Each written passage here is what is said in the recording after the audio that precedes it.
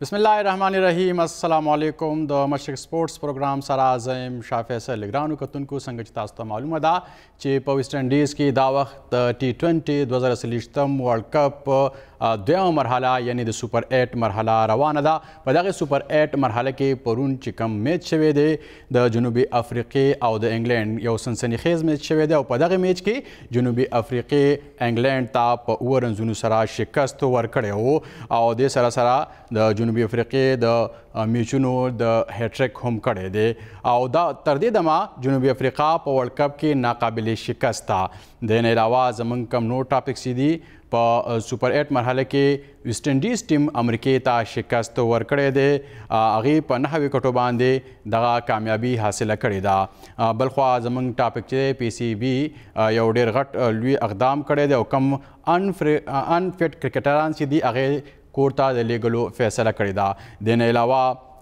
हर सीरीज़ के बाद दागे नमक के द फिटनेस टेस्ट आगस्तलो हम एहतमाम कवलेशी देने अलावा पखवानी टीम डायरेक्टर मोहम्मद हफीज़ पखवानी कोचेस और कप्तान बाबर आजम माने ढेर संगीन इल्ज़ामात लगौली दी आगे पदेमा प्रोग्राम के पदेमा हम खबर को देने अलावा कौमी टीम तरबियती कैंप पसरिश्तम जुलाई पर कराची के लगे दो हम इम्कान दे और बांग्लादेश खिलाफ द 2 टेस्ट मैचों सीरीज़ अगस्त की कीदून के दे पदे हम खबर कवलेशी देने अलावा world test championship points table मादी द कामी क्रिकेट टीम पोजीशन दे पदे मादी हम खबर को पल एक्सपर्ट सरा देने अलावा ऑस्ट्रेलिया कम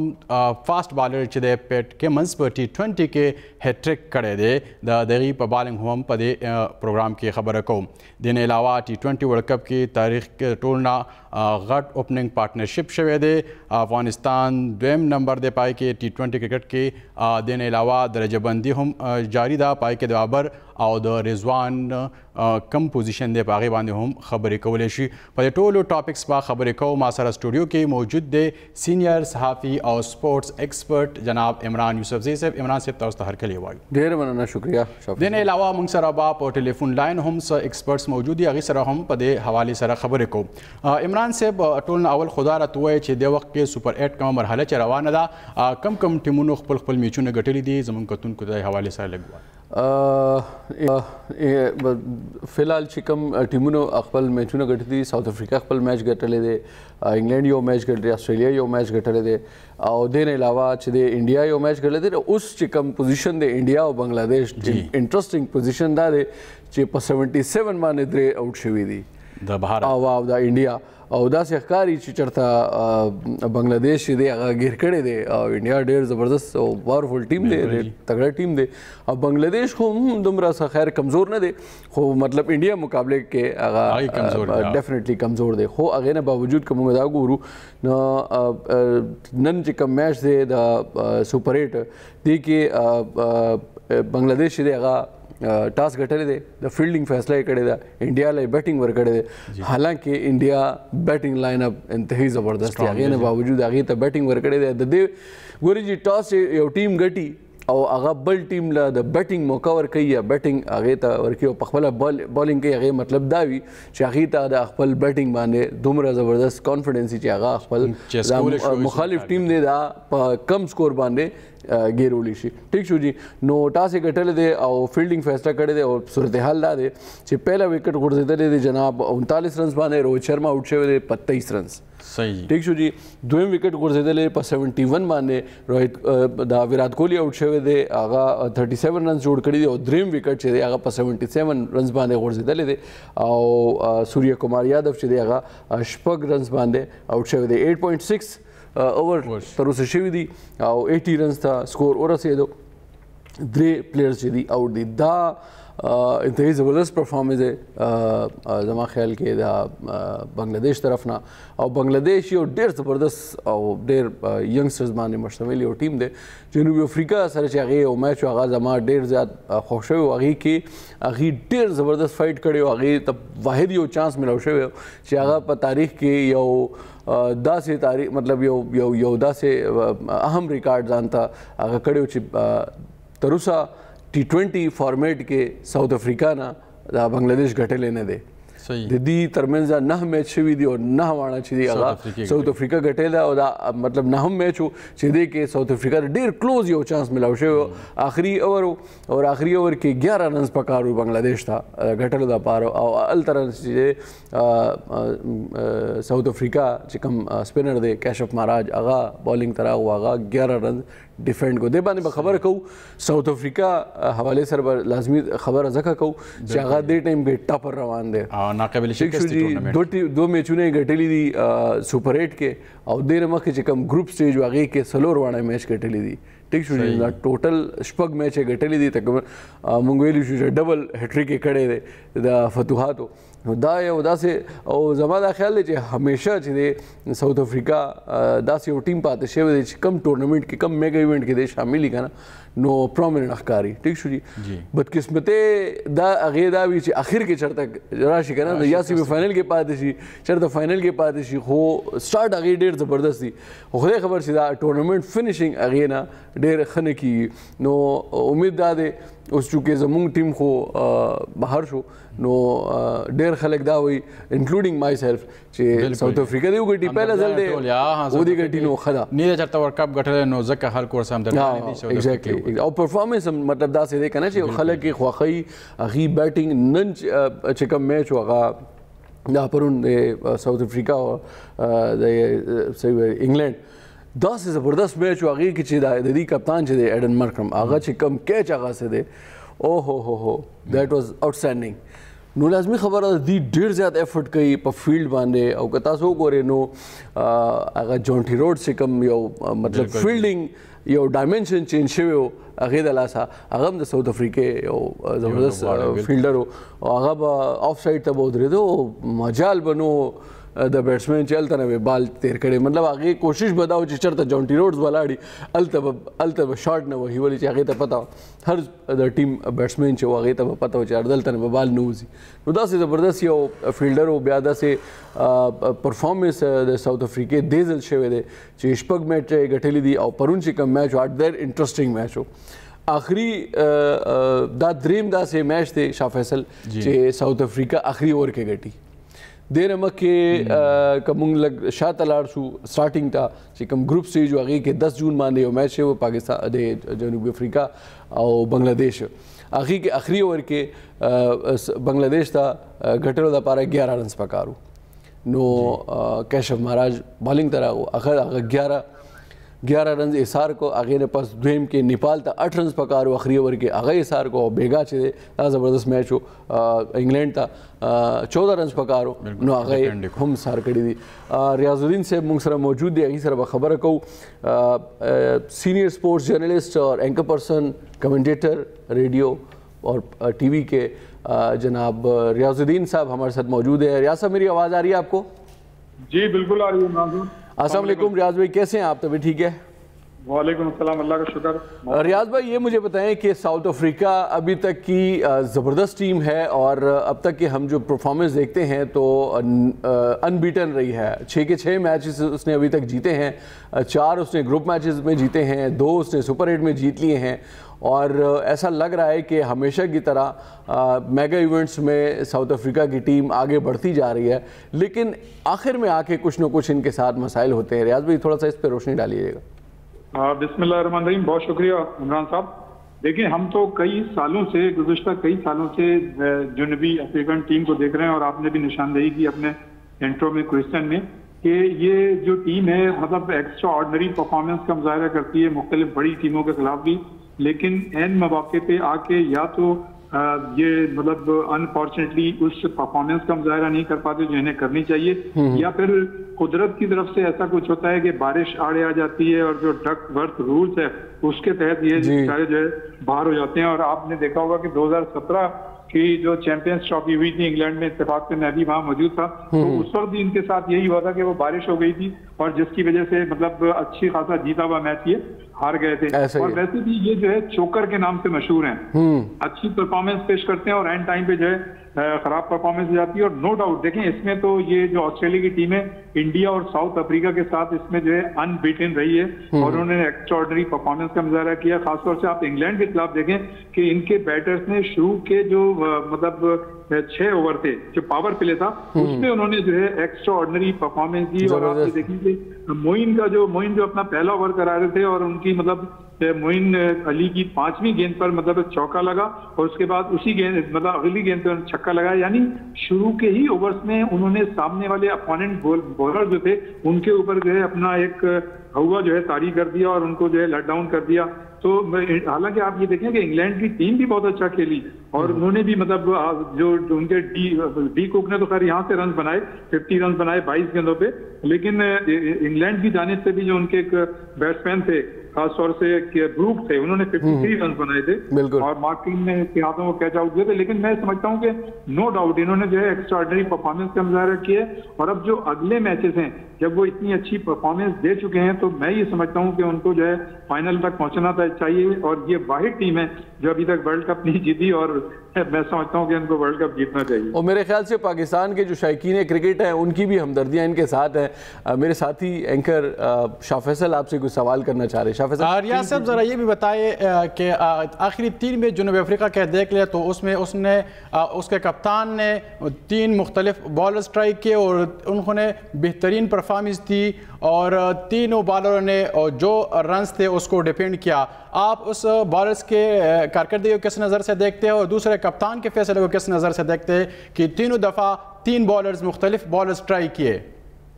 देखें शाह फैसल साहब यही तो बात होती है कप्तान की। कप्तान को जो है स्मार्ट होना चाहिए, एग्रेसिव होना चाहिए और टाइमली जो है डिसीजन लेने चाहिए। कप्तान इस बात के वो ये समझे कि यार अगर मैं ये डिसीजन लूंगा तो मेरी टीम जो है वो हार जाएगी। हार और जीत तो खेल का हिस्सा है, लेकिन अगर आप वेरिएशन करते हैं और आपकी कोई वैरायटी नजर आती है कैप्टनशिप में उसी से फिर आपकी जो है जीत निकलती है। और मैं कई दफे ये मिसाल दे चुका हूँ बल्कि बताता भी रहा हूँ कि मियाँदा जब कप्तान हुआ करते थे और जब उनको विकेटें नहीं मिला करती थी तो वो अपने विकेट कीपर के बैट जो खुद बांध देते थे, विकेट कीपर से गेंद कराते थे और वो जो है विकेट ले लेता था। तो कप्तान के अंदर इतनी क्वालिटी होनी चाहिए, इतनी समझ होनी चाहिए, इतना उसको फोर्स ही करना चाहिए सारे मामला को। कंडीशंस जो एनवायरनमेंट होता है तो उसमें इतनी समझ होनी चाहिए कि वो उनको पढ़े उसके हिसाब से अपने डिसीजन ले। आपने बिल्कुल सही निशानदेही की है कि जनूबी अफ्रीका के जो कप्तान थे उन्होंने जो है मुसलसल वेरिएशन मतलब उन्होंने दिखाई, अपने बॉलर्स को चेंज किया और आप देखें फिर उनको विकेटें भी मिली। और जो कुक मतलब खेल रहे थे बेहतरीन इनिंग्स खेल रहे थे इंग्लैंड की तरफ से, वो जो है उनको भी आउट करने में कामयाब रहे। अगर कुक विकेट पे होते तो यकीनी तौर पर जो है चांस ज्यादा थे इंग्लैंड की टीम के। तो ये जो आपने सही कहा, देखिए जहां कप्तान के जहां बॉलर्स की अपनी समझ बूझ थी कि उन्होंने कंडीशंस और एनवायरनमेंट को देख के बॉलिंग की, वहां ये कप्तान का भी डिसीजन है कि उसने कितना स्मार्ट डिसीजन लिए उसने और उस अपने बॉलर्स को चेंज करता रहा जो उनके इंग्लैंड के बैटर्स से जाहिर है उसको नहीं समझ पाए। तो वो के इंग्लैंड के ने जो है 10 रन इजाफी भी दिए जिसकी वजह से उन पर बोझ पड़ गया। लेकिन जनूबी अफ्रीकन टीम ने जो इब्तिदा में पावर प्ले में जो उन्होंने एक्स्ट्राऑर्डिनरी परफॉर्मेंस दी और फिर जैसा आपने कहा कि जो आखिर में फिर उनके बॉलर्स ने अच्छी बॉलिंग की उसके नतीजे में जो है जनूबी अफ्रीका की टीम जीतने में कामयाब रही। तो मैं बिल्कुल ये कहूंगा जो बुनियादी आपका सवाल था कि इसमें उनके बॉलर्स की भी एक्स्ट्राऑर्डिनरी परफॉर्मेंस थी और कप्तान का सही डिसीजन था। कप्तान को स्मार्ट होना चाहिए और उसको एग्रेसिव होना चाहिए, अटैकिंग क्रिकेट खेलना चाहिए और हार के खौफ से मतलब नहीं होना चाहिए कि कोई डिसीजन ना ले जैसे कि हमारी टीम के लिए होता रहा। बिल्कुल ऐसे ही है रियाज भाई। और शाह फैसल मैं आपको ये भी बताता चलूँ कि बांग्लादेश के ख़िलाफ़ जो है वो जो जनूबी अफ्रीका के कप्तान थे एडन मरकरम, उन्होंने जो है वो आखिरी ओवर कैशव महाराज से करवाया, उसने 11 रन डिफेंड किए। नेपाल के ख़िलाफ़ जो मैच था उसमें आखिरी ओवर उन्होंने बाटमैन से करवाया, उसने 8 रन डिफेंड किए। और गुज़श्ता रोज़ जो इंग्लैंड के ख़िलाफ़ मैच था उसमें उन्होंने आखिरी ओवर जो है वो करवाया एनरिच नोटसे से और उसने 14 रन डिफेंड किए। तो ये रियाज भाई बिल्कुल बड़ी ज़बरदस्त पोजीशन है। और आपकी बात की जी कप्तान को एग्रेसिव भी होना चाहिए और कप्तान को अपने डिसीजन के ऊपर खड़े भी होना चाहिए। रियाज भाई अच्छी परफॉर्मेंस है और आखिरी मैच जो है जनूबी अफ्रीका का अब वेस्ट इंडीज़ के साथ बाकी है। आपको लगता है कि कोई अच्छी जो है इस दफ़ा कुछ कमाल करती हुई नज़र आ रही है जनूबी अफ्रीका की टीम? रियाज भाई देखें अभी तक जो मतलब जनूबी अफ्रीका ने खेल पेश किया है और जिस तरह का उनका कॉम्बिनेशन रहा है जिस तरह की उनके बॉलर्स ने, उनके बैटर्स ने और उनके फील्डर्स ने अपने कप्तान के डिसीजंस पे मतलब रिस्पॉन्ड किया है, तो मैं ये समझता हूँ कि वो वेस्ट इंडीज के खिलाफ भी अच्छी परफॉर्मेंस पेश कर सकते हैं। और उनके लिए जो एक सबसे बड़ा पॉजिटिव पॉइंट है वो ये है कि वो अपने मैचेस जीत चुके हैं, इस पूरे टूर्नामेंट में वो अनबीटन रहे हैं, तो ये मतलब उनको इजाफी मतलब एडवांटेज हासिल है। दूसरा ये कि वेस्ट इंडीज की टीम जो है वो हार गई है अभी भी, और इससे कभी भी मतलब वेस्ट इंडीज की टीम जो है जो शुरू के मैचेस थे, इब्तदाई मैचेस, उसमें भी मतलब वो डगमगाती हुई उसकी परफॉर्मेंस थी। तो मैं ये समझता हूँ कि इस वक्त जो है साउथ अफ्रीका का पल्ला भारी है, बाल जो है हाई है, उनका पल्ला भी भारी है और बड़ी पॉजिटिव मतलब वो क्रिकेट खेल रहे हैं, और इसी तरह की स्मार्ट और पॉजिटिव क्रिकेट ही खेलनी चाहिए। अच्छा रियाज भाई, ये जो हम बात कर रहे हैं जनूबी अफ्रीका की, तो मैं समझता हूँ कि यही वो मॉडर्न डे क्रिकेट है जिसके ऊपर हम बार बार बात करते हैं कि जी ये अप्रोच होनी चाहिए, ये जो है इस सोच के साथ आप मैदान में उतरें। और जैसे कि आपने भी अपने गुफ्तगू में इससे पहले फरमाया कि वो 6 ओवर्स के ऊपर जो है बहुत ज़्यादा डिपेंड करते हैं, चाहे वो बॉलिंग कर रहे हों चाहे वो बैटिंग कर रहे हों। उनकी कोशिश ये होती है कि उसी 6 ओवर के दरमियान जो है वो मुखालिफ टीम के ऊपर इतना ज़्यादा प्रेशर डालें कि वो उसकी जो है वो हिम्मत टूट जाए। तो आपको लगता है कि इसी एक चीज़ की कमी है कि जो हमारी टीम में मतलब इस तरह की कोई अप्रोच होनी चाहिए ताकि जो नए ज़माने की जो क्रिकेट है उसको हम फॉलो कर सकें? देखिए बिल्कुल, आप पैट कमिंस की हमारा मिसाल हमारे सामने, अब तो वो देखें ना, वो हैट्रिक भी मुकम्मल कर चुके हैं और दुनिया क्रिकेट के चंद बड़े मतलब बॉलर्स में से वो एक हैं। और असल तो कमाल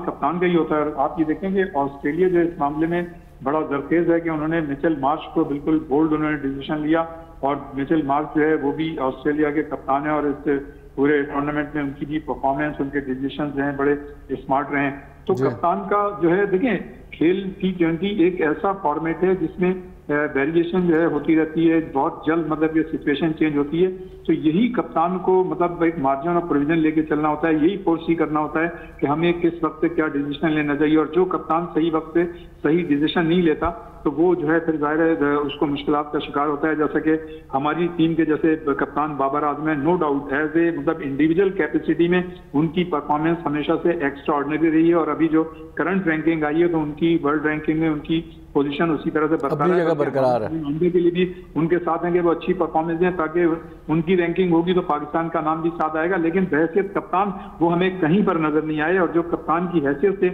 उनको जो डिसीजन खासतौर से अमेरिका के खिलाफ आप मैच जीत सकते थे वहां उन्होंने लिया। फिर इंडिया ने खुद आपको तश्तरी में रख के मैच दिया था कि यार आप अमेरिका से हार गए, चलो आप हमसे जीत जाओ और जो है आपको क्वालिफाई कर लो। लेकिन उसके बावजूद जो है हमारे कप्तान जो है वहां हमें कहीं नजर नहीं आए। और फिर उसके बाद जब हमारी टीम हार गई तो उन्हें चाहिए था कि फ्रंट फुट पे आके बाकायदा पाकिस्तान आते, और कैन विलियमसन की तरह जिसने मतलब न्यूजीलैंड की टीम हार गई तो उसने सेंट्रल कॉन्ट्रैक्ट से भी दस्तबरदार हो गया और कप्तानी भी छोड़ दी। तो अब आप ये समझे कि उसके बकार में कितना इजाफा हुआ होगा। ये होती फ्रंट से मतलब कप्तानी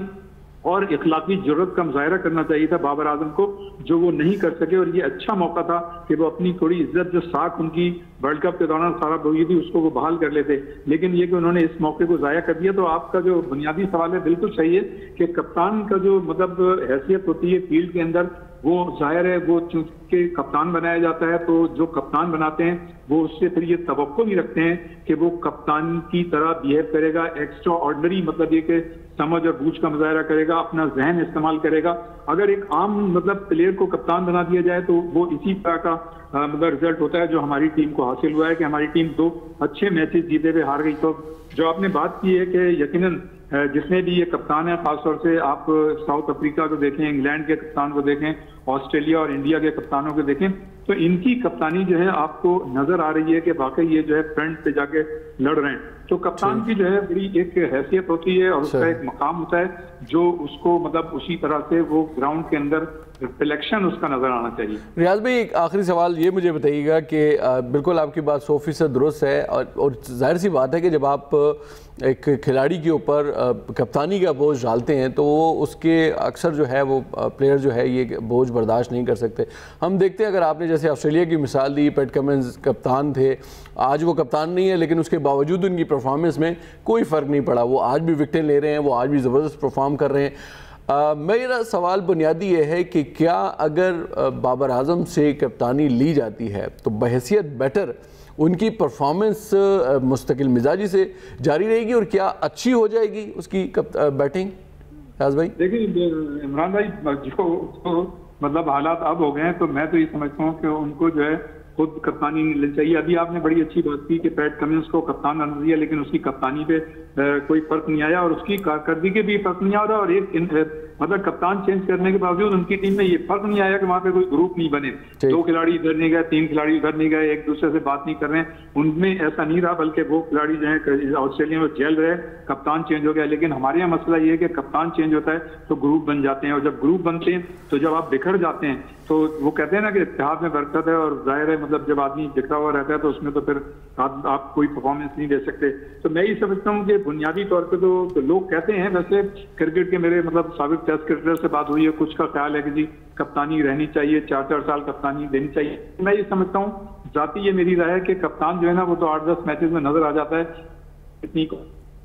सही 3-4 वर्ल्ड कप खेल लिए हैं और सारे वर्ल्ड कप आपके सामने हैं, तो मैं समझता हूं कि जाती तौर पे मैं एज ए बैट्समैन उनको बहुत अच्छा समझता हूं।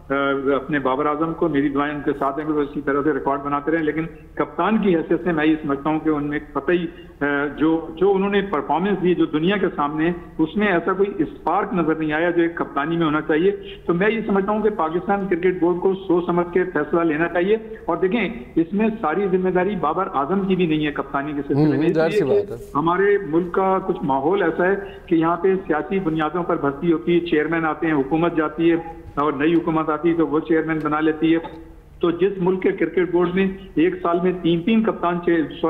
चेयरमैन होंगे, तो जाहिर है वो अपने कोचेस भी लेके आएंगे, अपने कप्तान भी लेके आएंगे। वो फिर जब इस तरह से इतनी बड़ी बड़ी चेंजेस होती हैं तो उसका मनफी नेगेटिव रिफ्लेक्शन जो है वो कारकर्दगी पे आता है और कप्तान की कारकर्दगी पे आता है। तो लेकिन बाबर आजम को तो बहैसियत कप्तान जो है बड़े मौके मिल चुके हैं। मैं समझता हूँ कि अब पाकिस्तान क्रिकेट बोर्ड को मतलब शिकस्त के खौफ से बाहर निकल के एक ऐसा बोल्ड डिसीजन लेना चाहिए कि चाहे पूरी टीम चेंज हो, कम से कम 8-9 लड़के चेंज करके आप जो है एक टीम बनाएं, अभी से उसका कैंप लगाएं, चैंपियंस ट्रॉफी की तैयारी कराएं, और जो पुराने लड़के हैं जिन पे जिस तरह के भी इल्जाम हैं इनको आप हटाएं। ठीक है, इनके साथ कोई ज्यादती नहीं होनी चाहिए, लेकिन कम से कम टीम जो है वो नई होनी चाहिए। बहुत शुक्रिया रियाज भाई आपका, आपके वक्त का, आपके तज्जिए का, और इंशाल्लाह आइंदा आने वाले दिनों में भी हम आपसे आपकी कीमती राय और इस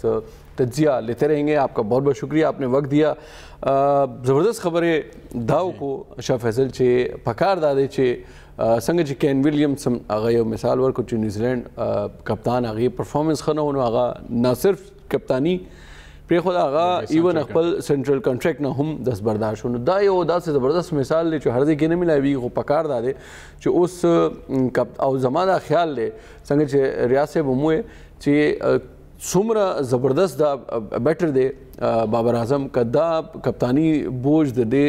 उगन लरी शी का ना समादा ख्याल ची दे बा डेढ़ ज़बरदस्त नूर बम रिकॉर्ड जोड़ाई और लाजमी खबर था यो खब बेहतरीन ज़बरदस्त बैट्समैन दे उदा से बेटर दे चागा T20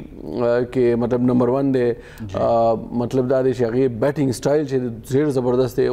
लाजमी खबर था चीज़ा कप्तानी ची कम जिम्मेवारी दे बर्डन ज़्यादा। इमरान साहब बाबर आजम द कप्तानी न लरे कोलो खबरी की तासु मुसवेल कोबा इन केस बाबर आजम द कप्तानी न लरे कोलो नो दगा जिम्मेवारी बे बल चाता वर्कलेशी कुमंग शहनशाह फरीदिम कतले दे अगीतम कप्तानी वर्कलेशी वा दागिया परफॉर्मेंस बे मंगो कतो नो अगम काफी मुतासर शे हो मेचुने बेलियो ताउस गणे द बाबर आजम ने अलावा बल चाता द कप्तानी द जिम्मेवारी वर्कलेशी गोरी जी दाम यो अलमियादा बिल्कुल सूक बगुरु मतलब दा से सूक कसबी चे अगीबाने मुंग तकदीश चेहरा दा ख रिप्लेसमेंट दे द बाबर आजम इवन का मुंग बॉलिंग के अकबल रिप्लेसमेंट उगुरु का ना नो मुंग सारा शाहीन अफरीदी गुनते यो बल बॉलर निश्ता है ठीक जी रिजवान गुनते विकेट कीपर बैटर मुंग सारा बल निश्ता है ईबा हुपट दे चढ़ता एक्सप्लोर कौआ ब्या मखे रावलूनो ब्या पता लगी कप्तानी हवाले सर चिकमता खबरों का ज़माना ख्याल ले किरीशी दी रिजवान ट्राई की और प्रॉबली संग जाए जमुंग साबिक कप्तान दे यूनुस खान अगम यो जी की खबरों को सबसे ज़्यादा कुर्बानियाँ फ़ख्र ज़मान ने दिए तो उसको भी कंसिडर करना चाहिए। डेफिनेटली अगम यो डेर वक्त तेर कड़े दे टीम के او ایکسپیرینس لري وته کالونه ټیم سره لوبيږي قومي ټیم کې شامل دی او ښه زبردست پرفارمنس هم دی خو ماغه خبره ده چې کا برډن هغه باندې چې کیږي د کپتانی نو آیا هغه به بیرګي او کنه دا یو کوېسچن مارک دی ورسره تاسو ته یو بل اپډیټ هم درکو چې 108 باندې د انډیا سلورم وکټ غورځېدل دي او ریشب پنټ چې دی هغه آوټ شوی دی او تقریبا ښه زبردست کنټرول کړی دی بنگلاديش او وکټ هم غورځي صحیح عمران صاحب دا خبرې اترې به جاري وي وخت شوی دی وړې شاندمي ګرانو کتونکو وخت شوی وړې شاندمي یا خولې وړې شاندمه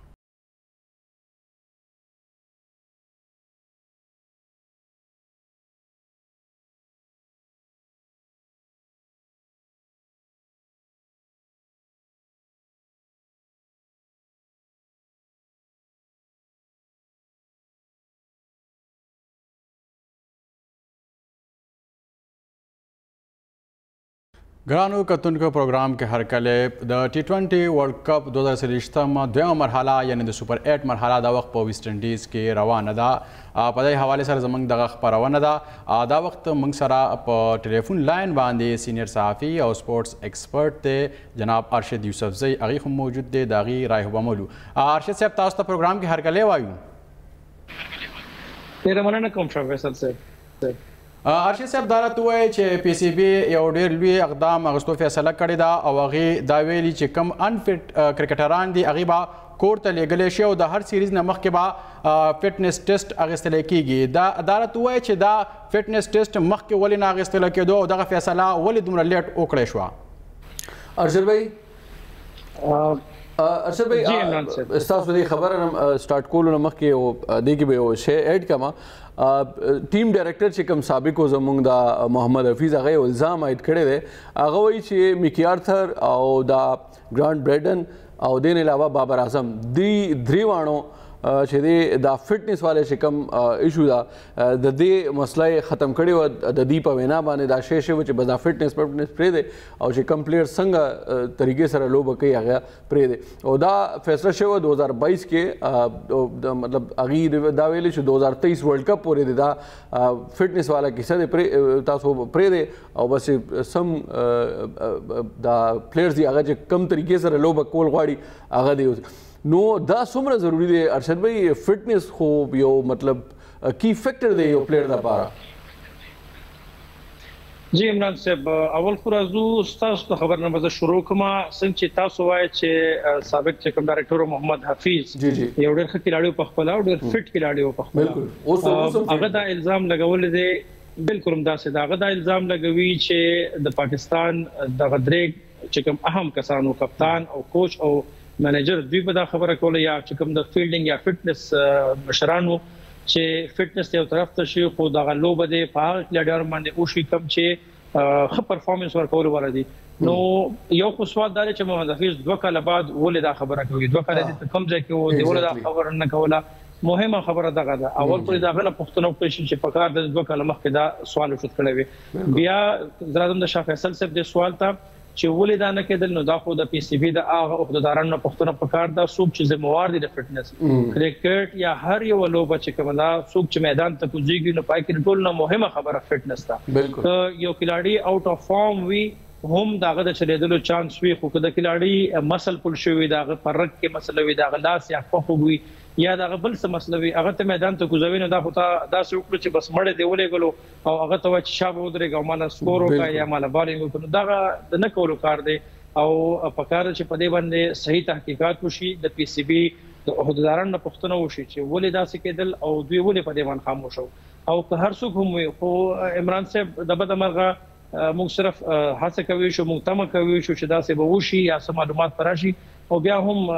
زه فکر کوم چې په دې کې به هیڅ نتایج رانه شي چاته به هم سزا ورنکړي شي البته اوس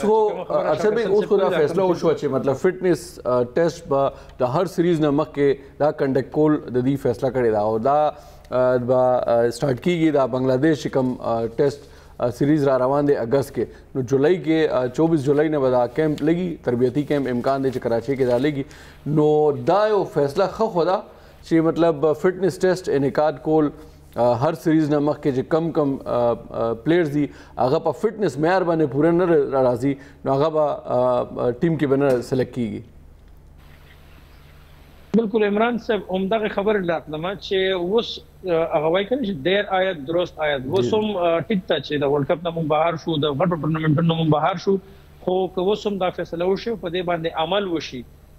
صرف د نن لپاره نه صرف د بنگلاديش تر روان ټور د لپاره نه بلکې د نن نه بعد د هر یو ټور د لپاره چې فټنس ټیسټ د هر یو پلیئر د لپاره لازمي شي نو دا یو ډیر خوشایند خبره ده او په کار چې د ستاینه وشي په کار چې دغه خبره د نن نه بعد عملی شي په هر یو سیریز کې که په خپل کور باندې وي که بهر وي او هر هغه کلاړي چې هغه ډېر هم غټ پلیئر ولې نه وي که هغه فټ نه وي مکمل فټ نه وي هغه د منډې قابل نه وي د بیټینګ او د بالینګ قابل نه وي د فیلډینګ قابل نه وي نو په کار چې هغه آرام ورکړي شي کور ته ولېږل شي زه وایم چې دا ډېره ښه فیصله ده.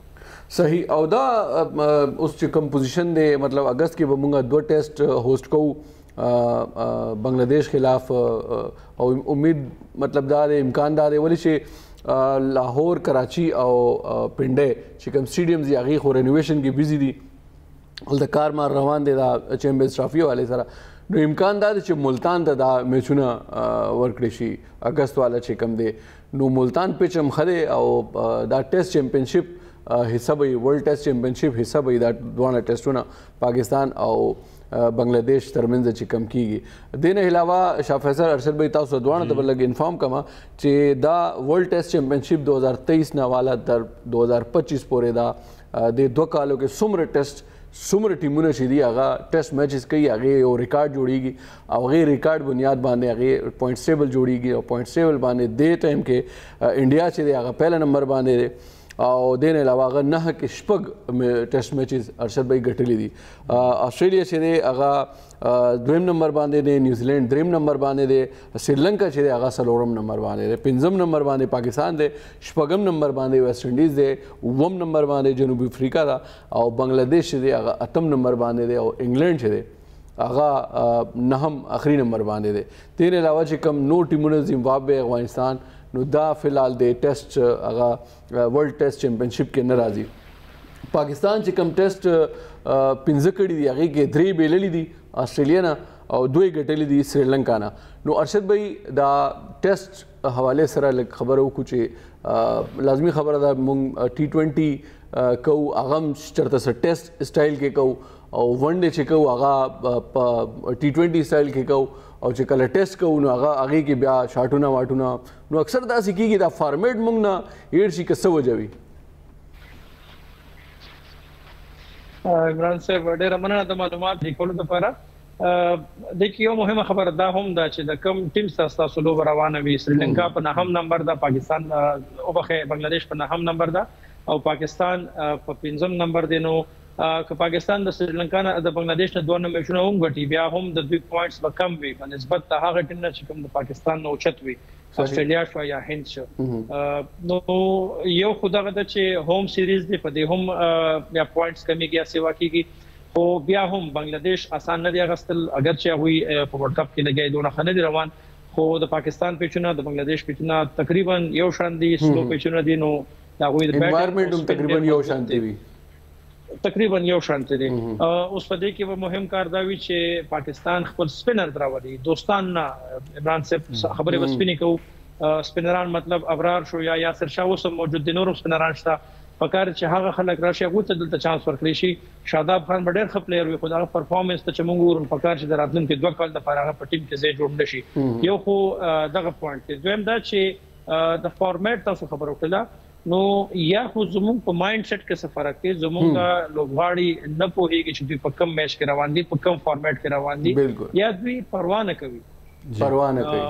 خاص سیټ بیټسمن روان وي د ټیسټ میچ په وي د ون ډے میچ په وي T20 په وي د اچانک داسې لوبو کی چې ته به چاورته کرنٹ ورک یا په څه چلو شاه پختو کې وای کنه وای ولا په خوان پکې خوله نو داسې غلط گیم به شروع کی چې خپل وکټ په تلاش ورکی په کار چې د پلیئرز په ذهن باندې کار وشي چې هغه په دا خبره پوه کړی چې ټیسټ مطلب دی ودرېدل په جمع سره میچ کول یا کرکټ کول خپل لوب خول هیڅ تادی نه کول نو دغه بزیات ضروري وي ورسره فټنس هم ضروري دی. ارشد صاحب د بابر اعظم په کپتانۍ باندې ډېر زیات تنقید روان دی او په ټیم باندې ناست زمونږ یو پخوانی ډېر ښه لوبغاړی احمد شهزاد هغې هم په بابر اعظم باندې ډېر زیات تنقید کوي. هغې بابر اعظم یو جعلي کینګ ګرځولی دی او دې نه علاوه هغې دا هم ویلي دی بیان پرون مخې ته راغلی و چې ټول ټیم دی د قوم نه معافي وغواړي. تاسو څه ګڼئ چې دې نه وړاندې موږ کتلي وو محمد عامر او اماد وسیم هغې هم دارنګ په ټي وي باندې ناست یو که چې ټیم کې شامل نه او په کلاړیانو په بابر اعظم به خاص کر تنقید کو دی نه پس هغې ټیم کې شامل کړی شو او د هغې پرفارمنس تاسو په دې ورلډ کپ کې وکتو. د اماد وسیم تاسو په بهارت خلاف هغه پرفارمنس وکتو، دارنګ د امریکې خلاف محمد عامر هغه پرفارمنس تاسو وکتو. نو آیا تاسو څه ګڼئ چې احمد شهزاد دا کم تنقید چې روان دی آیا دې دپاره دی چې دغه په ټیم پی سی بي باندې په مینجمنټ باندې دباو واچول شي او په ټیم کې شامل کړی شي؟ جی شاه فیصل صاحب داسې بیانونه چې بنده واوري نو یا خو هغه جړا ورځي یا خندا ورشي چې دا څوک لګیا دی څه وایي. احمد شهزاد ډېر ښه کلاړی و، ډېر ښه پلیر و، خو هغه د کرکټ نه زیاته توجه په خپل سټایل باندې، په خپل لایف سټایل باندې او په فیشن باندې وه. هغه وایي که نه چې په گیم باندې دومره توجه نه څومره چې دا گیم نه بهر د ګراوند نه بهر د هغه فوکس و. همدغه شی په بابر اعظم کې راغی. بابر اعظم کې هم د خپل ځان هغه نمایش زیات شو او د ټیم په ځای باندې هغه په پرسنل ریکارډز باندې توجه ورکړې ده. دغه د بابر اعظم د ډاون فال یا دغه د زوال سبب جوړ شو. همدغه سیزون په ټیم کې نور هم پلیران دي، نور هم لوبغاړي دي څوک چې د خپل ذاتی پرفارمنس ښه کولو لپاره یا د خپلو 50 یا 40 رمزو لپاره یا د وکټو لپاره کوشش کوي، د ټیم پروا نه کوي، نو د هغوی پرفارمنس خراب شي. زما په خیال زه کیدای شي غلط نه یم ډېر، خو احمد شهزاد یا نور چې کوم موجوده کلاړیان د ټیم نه بهر دي او هغوی په ټیم باندې تنقید کوي، په کپتان یا په نور چا باندې تنقید کوي، نو دا د ټیم کې د ځان دپاره ځای جوړولو کوشش دی. څنګه چې محمد عامر لګیا و اوس په ټیم کې ځای جوړ شو، اماد وسیم تاسو په ګوته کړو، نو هغوی خو کامیاب شو په تنقید کې ځان رانننه کړه په ټیم کې. خو کتل غواړي چې دا کرکټ مو کله چې د پاکستان ټیم سره جنگ لا او جنگ بیل نو ستر کوم نه معافي وغواړي. په دې کې د معافي هیڅ نشته لري. سپورتس په مون سپورتس په نظر اخلو، ګټه بیرات پکې راځي، خو پکار د چې یو کس د ملک نمائندګي کوي نو پکار چې بیا په خپل مکمل پرفارمنس ورکړي، خپل زور ولګوي څنګه چې نور ملکونه کوي او بیا ګټه بیرات قبول کړي. ارسه زما په خیال دغه سټنټس نه دي پکار. کپتان هغه پکار چې مونږه همت ورکړو، هغه هر څومره پرفارمنس خنونو هغه کوي شي هغه دا ګټ شته جالي کینګ نه دی. بالکل صحیح. ډېره مننه ارشد صاحب د خپل تجزیه راکولو. تاسو واورید ارشد صاحب ډېر ښه تجزیه وکړه. هغې ویل چې یو جعلي کینګ نه دی او دغه خبره هغې هم وکړه چې اماد وسیم او څنګه چې محمد عامر لګیا و په ټیم کې ځای جوړولو لپاره او هغې دا رنګ تنقید به کوو. عمران صاحب کو خبره وکړو ځای خو یې جوړ کو جی، خو ځای هغه پرفارمنس نو اوس هغې په خپله زما دا خیال دی چې د ورلډ کپ نه پس چې اوس واپس راځي نو زما دا خیال دی چې دوی به واپس هغه فیصله اغلي د ریټایرمنټ. نو لازمي خبره ده یو خو تاسو موقع میلاو شو خپل گرین کلر ته سرو کولو دپاره، نو هغې نه باوجود که ستاسو دا پرفارمنس داسې وي نو ستاسو شاه فیصل دا خبره هم ډېره صحیح وه چې 2 میچونه د دواړو د لاسه مونږ بیللی دي. امریکې والا میچ چې دی مونږ د عامر د لاسه بیللی دی او د انډیا والا میچ چې دی هغه اماد وسیم د لاسه بیللی دی او هغه بیا ایکسپټ هم کو چې د دې چې کوم شکست کا ذمہ دار میں خود ہوں که نه. نو لازمي خبره سړی چې ګریبان کې وګوري نو هغې ته پته لګي چې ما کم پرفارمنس کړی دی. یعنې دومره ښکلی تا ته چانس میلاو شو، بال ټو بال مونږ روان وو، ایون یو 2-3 ځایونو کې خو داسې وشو چې بال مونږ سره زیات و، سکور کم و. نو مطلب 6 رنز پر اوور خو داسې دی چې که ته پاور هیټینګ نه کوې بیا هم جوړېږي، ولې چې چېرته یو نیم پکې سنګل ډبل وشي، یو نیم پکې وایډ بال وشي، یو نیم پکې نو بال وشي یا تھرو پکې وشي، نو ایکسټرا خو داسې جوړېږي. نو دا 6 رنز خو بغیر د پاور هیټینګ هم جوړېدی شي، خو بس قسمت نه و زمونږ، یعنې اوس به مونږ چېرته سپر اوور کړو. صحیح. عمران صاحب خبرونه به روانې خو وخت شوی ګرانو کتونکو پروګرام به روانې خو دا وخت مونږ سره وخت شوی دی وړې شان دمې.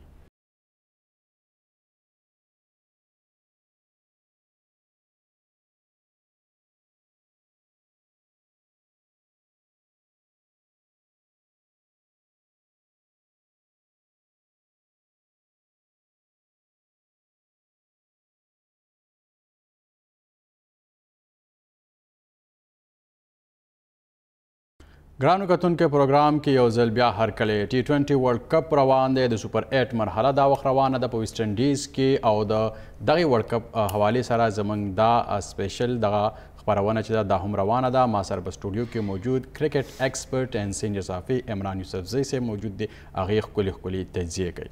عمران صاحب که وګورو په اسټرالیا پیټ کمنز کوم چې د اسټرالیا پخوانی کپتان هم دی او فاسټ بالر هم دی، هغې هیټریک جوړولو سره د دنیا اووم بالر جوړ شوی. دغې پرفارمنس حوالې سره بالکل جی زبردست بالنګ کړی دی. هغې نه مخکې که تاسو ته لږ دا هم اپډیټ کوم چې انډیا او بنګلادیش کا میچ 158 باندې 5 وکټ د انډیا لړه بھارت پرې ووت. ټیک شو جی. پیټ کمنز ډېر زبردست بالنګ کوي جی. هغې کم لاین دی او هغې چې کم پرفیکشن دی او ټول نه ښکلې خبره ده چې هغه خپل فیلډ حساب سره بالنګ کوي، یا فیلډ حساب سره بالنګ کوي یا خپل بالنګ حساب سره فیلډ ودروي. دواړو کې زموږ حارث روب غوندې نه چې پلټاسي کوي نو بس زړه خپه وو کېږي بس پرې دا خبرې. پیټ کمنز هیټریک کړی دی د بنګلادیش خلاف چې کوم میچ و، نو دا خو خیر هغه باران په وجه ډي ایل ایس میتھډ باندې اسټرالیا ته میلاو شو. قاسم خیر هغې 100 رنز برابر کړی نو لږ رنز پاتې وو. دې کې 18 اوور کې پیټ کمنز چې دی 5 او 6 بال باندې 5 باندې محمود الله آؤٹ کړی دی، 6 باندې چې دی هغه مهدي حسن میراث چې دی هغه آؤٹ کړی و. نو دا 2 وکټې هغه اخیستي نو آخري اوور بیا د پیټ کمنز بیا رالو د 20th اوور کې چې کوم پهلا بال و هغې باندې توحید هردوی آؤٹ کړی دی. نو دا 3 وکټې 3 باله کې هغه هیټریک برابر شو او دا اووم بالر دی چې کم T20 ورلډ کپ دوران هیټریک کړی دی. ٹھیک شو جی. دې نه علاوه د نه مخکې 2007 کې د اسټرالیا هم دا بالر و برټلی زبردست بالر و. ٹھیک شو. سپیډ سټار چې د اسټرالیا ورته ویلی شي هغه هیټریک کړی و. 2021 کې کرټس کیمفر چې آیرلینډ بالر دی هغه کړی و. 2021 کې 3 هیټریک شوي. کګیسو ربادا کړی و جنوبي افریقې او ونندو هسرنګا د سریلنکا چې کوم بالر دی او زبردست بالر بهترین آلراؤنډر دی. ون اف مای موسٹ فیوریٹ هسرنګا چې کوم زبردست بالنګ او بیټینګ کوي زبردست هغه آلراؤنډر دی. دې نه علاوه کارتیک میاپن کړی دی 2022 کې دا د یو ای بالر دی. ټیک شو جی. او آخر کې 2022 کې جوش لیټل چې دی د آیرلینډ بالر دی دی هم هیټریک کړی و. نو که موږ اوورال وګورو نو 9 کسان دي چې 9 بالر دي هغې T20 ورلډ کپ دوران کې هیټریک کړي دي. هغې کې 2 د اسټرالیا دي، 2 د آیرلینډ دي، یو سریلنکا، یو جنوبي افریقا او یو یو ای سره تعلق لري. نو اصل کې دا هیټریک چې دی دا یو زبردست مطلب لازمي خبره ده. موږ په خپل هم کرکټ کوو پورا چې 3 پلیئرز آؤٹ شي که نه نو پورا هغه بیټینګ یو ټیمپو چې هغه مات شي. نو هغې ته دا اندازه نه کېږي چې اوس دا 3 بال باندې چې 3 بیټرز آؤٹ شو نو دې نه پس به څوک ودرېږي، څوک به دا سکور به مخکې بوځي. مخالف ټیم باندې بالکل پریشر بلډ شي. عمران صاحب بل خوا د خبرو کو T20 ورلډ کپ کې تاریخ د ټول نه غټ اوپننګ پارټنرشپ چې د حوالې سره خبرې وکړې. دا وخت د ټول نه په پارټنرشپ کې په لومبي نمبر څوک دی او د دې نه علاوه د پاکستان څه پوزیشن دی د حوالې سره؟ دا دې کې جی 2024 دا اوس چې کوم روان ورلډ کپ دی دې کې افغانستان ټیم یوګنډا خلاف میچ کړو او دا سیکنډ هایست پارټنرشپ اوپننګ پیر چې دی رحمان الله ګرباز او ابراهیم زدران. رحمان الله ګرباز چې دی 76 رنز کړي په 45 گیند باندې. ٹھیک شو جی. او ابراهیم زدران چې دی 70 رنز کړي په 46 گیند باندې. دی اوپننګ پارټنرشپ 154 رنز کړي. دې نه مخکې دا دویم نمبر باندې پاکستان بابر اعظم او محمد رضوان او که تاسو یاد دي 2021 24 اکتوبر پاکستان چې کوم 10 وکټونو میچ تاریخي میچ ګټلو فرست ټایم په ورلډ کپ کې او نو هغه 10 وکټونو موږ ګټلو. هغې اوپننګ پارټنرشپ زموږ 152 رنز شو. نو دوی 154 کو نو دوی دویم نمبر ته لاړه. اوس به راځو جی پهله نمبر باندې څوک دی. پهله نمبر باندې که تاسو وګورئ دا انګلینډ او انډیا میچ و. دا و جناب 2022 T20 ورلډ کپ و. دې کې انډیا او انګلینډ میچ و او انډیا چې کوم اوس جوس بټلر کپتان دی دیو او دې سره الیکس هیلز و. دی دواړه تباهي کړی و. 170 رنز جوړ کړي وو په اوپننګ پارټنرشپ کې او انډیا نه په 10 وکټو دا میچ ګټلی و. دې کې الیکس هیل چې دی هغه 86 رنز کړي وو په 47 گیند باندې او جوز بټلر چې دی هغه 80 رنز کړي په 49 بال باندې نو دا زبردست یو پرفارمنس وو اوس پهله نمبر باندې پیر چې دی الکس هیلز او جوز بټلر دویم نمبر باندې د افغانستان اوپننګ پیر دی رحمان الله ګرباز او ابراهیم زدران ټیک شو او دریم نمبر باندې موږ راځو پاکستان بابر اعظم او محمد رضوان صحیح ډیره مننه عمران یوسفزئی صاحب تاسو د معلوماتي تجزیه راکولو ګرانو کتونکو پروګرام وخت سر ته رسېدلی دی اجازت غواړو د الله په امان